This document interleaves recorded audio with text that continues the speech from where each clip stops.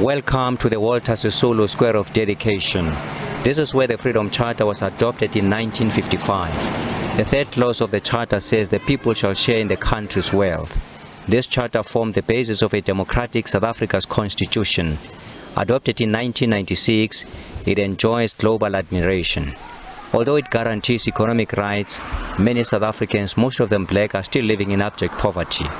Unemployment is shockingly high, contrasted with affluence, thus lending credence to the World Bank report calling South Africa the most unequal country in the world.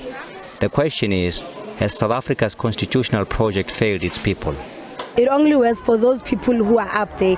For us, poor people, we still remain the same, we still remain poor. A lot of people, you'll find them on the street asking other people monies to eat, doing crimes there because there's no other institution that supports them to give them jobs, you understand? So for me, I will say the constitution, it hasn't been working good enough for us. It's not working because people in power have money.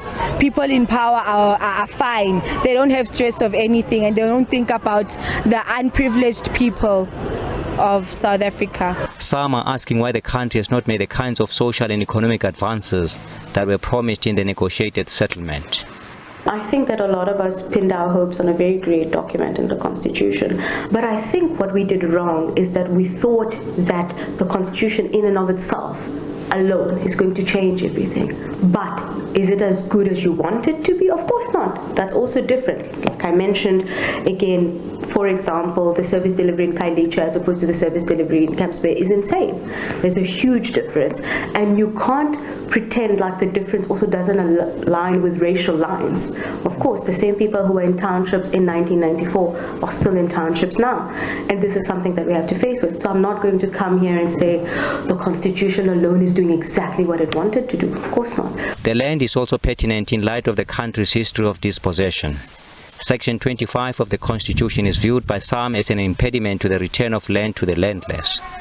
But for any change to happen, and for the country to realize the values set out in the Constitution, much will depend on young future leaders.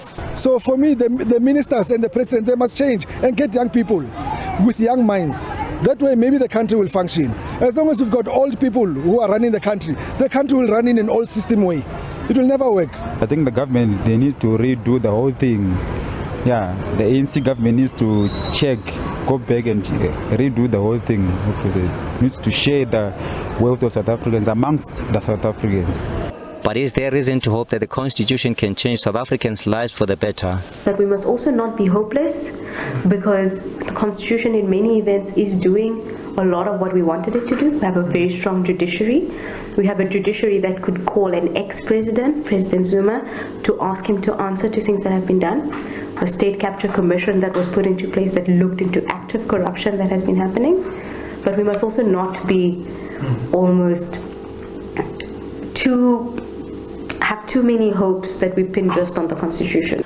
But it seems it's not just the failure of the Constitution's vision to deliver inclusive economic growth and development. Blame could also be placed on a lackluster government that seems to have forgotten its promises, first adopted in the Freedom Charter and later repeated and emphasized in the Constitution. Ntebu Mukobo for SABC News in Johannesburg.